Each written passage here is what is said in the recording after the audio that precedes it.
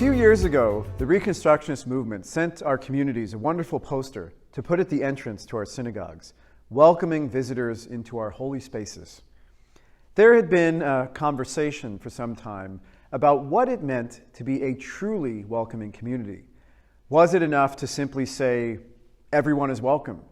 Could we simply remind people of the diversity of backgrounds, thoughts, and theologies that we find in Reconstructionist communities? The challenge was, and continues to be, especially in more traditional cities such as Montreal, that those who in the past have been excluded from Jewish spaces simply might not believe that this everyone includes them.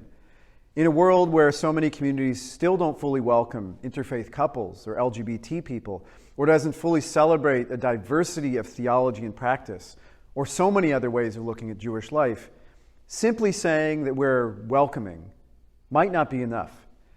In fact, there's a term that's becoming more common in our movement and in liberal Judaism called radical welcoming. It's not just opening our doors, but it's doing the hard work of reaching out and fighting for inclusion for those people who need us most. That poster that was sent out to our communities a few years ago says it well, making sure it's clear when we mean that we are welcoming, we mean that everyone can find a space in our spiritual home, especially those who might not believe that this can be their home too. Now in our Torah portion this week, Vayera, we can see hospitality and welcoming in the model of Abraham, someone who understands this idea of radical welcoming. In fact, I think he'd actually make a wonderful chairperson of our welcoming committee. The portion begins, God appeared to Abraham as he was sitting at the entrance of the tent. Looking up, he saw, behold, 3 men were standing opposite him. As soon as he saw them, he ran from the entrance of the tent to greet them.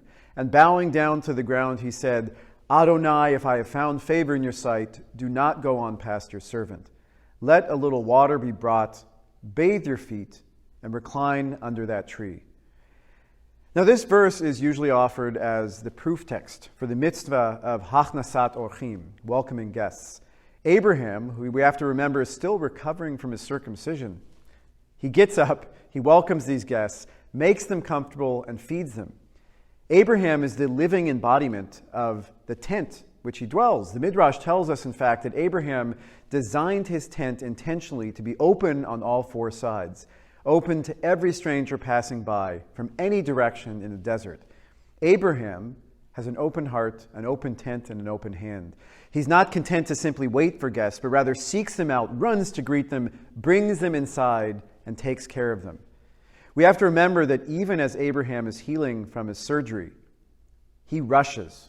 He rushes out to greet the visitors. He runs to make sure food is prepared. Not just any food, but cakes of choice flour. He cooks a calf. He mixes it with milk. Not kosher, but maybe we'll get to that later. He doesn't know the people, who they are. They could be beggars, they could be rich. All he knows is they are strangers who need to be welcomed. In fact, one of the ways that we can read this text is that Abraham even interrupts his meeting with God to welcome these strangers, well before he even has a hint that they are angels, messengers of God. For Abraham, there's no other choice but to be welcoming. Now, I've always told people that the most important value of Reconstructionist Judaism is not simply our flexibility, our focus on respect for tradition, but also how we leave space for making our stories, our lives, our beliefs and values part of the Jewish story.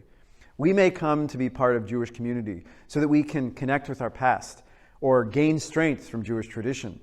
We value so much the past and these traditions, but we also know, as Mordechai Kaplan said, Judaism is the evolving religious civilization of the Jewish people, meaning Judaism needs us to guide it forward.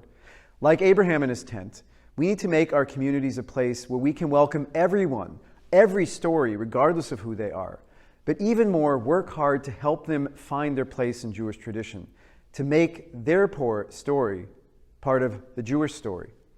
When we are radically welcoming, our Judaism and our individual identities will be strengthened in the process.